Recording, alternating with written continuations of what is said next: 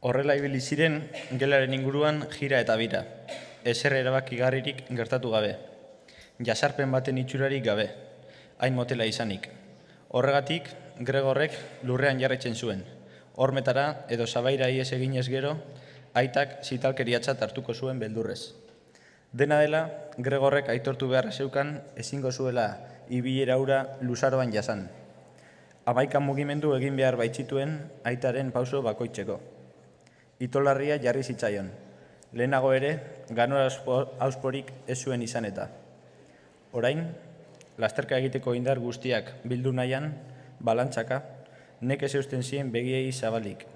Bere moteltasun hartan, ez zitzaion bururatzen lasterka alde egitea beste salbaziorik. Eta, ia astuta zeukan hormak hortze zeuskala. Baina, harretaz landutako altzariek bidea izten zioten, koskaz eta ertzez beteta.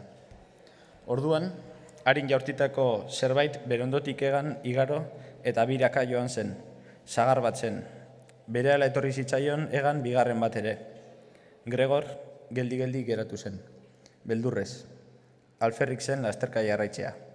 Aitak bere bombardatzea erabaki zuen. Apal gaineko erretiluko frutaz beteak zituen sakelak, eta bata bestearen atzetik ari zitzaion sagarrak botatzen. Oraingoz, zorrotz apuntatu gabe.